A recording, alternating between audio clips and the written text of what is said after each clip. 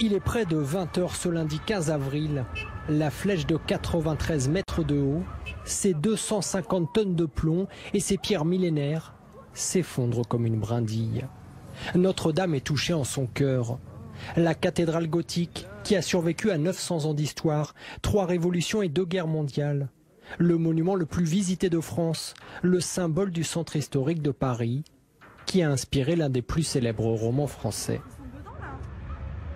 Quand vous voyez un monument que vous aimez, un monument que vous habitez, un monument que vous célébrez, un monument qui représente tellement pour notre histoire, c'est une profonde tristesse.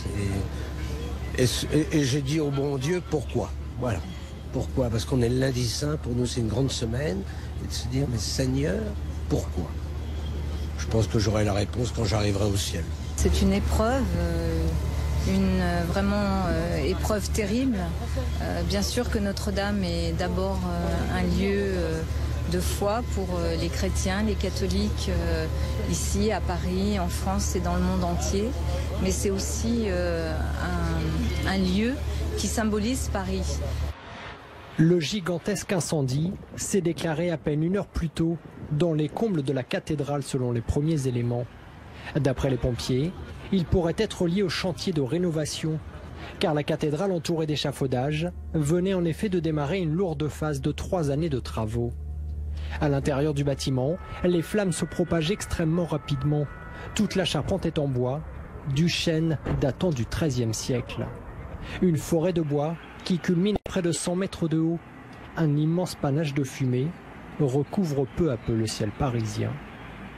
Au sol, 400 pompiers sont mobilisés et déploient des grandes échelles, mais leurs maigres jets d'eau peinent à atteindre les flammes, comme on le voit sur cette image.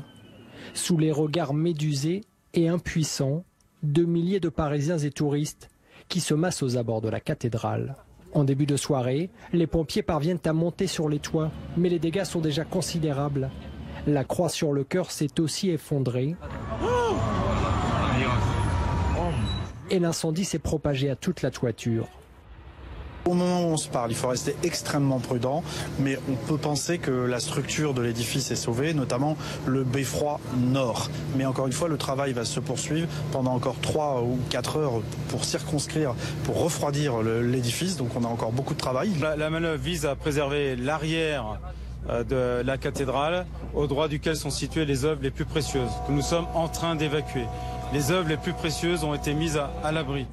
Une course contre la montre inédite s'est engagée et va continuer toute la nuit pour sauver Notre-Dame, joyau du patrimoine français.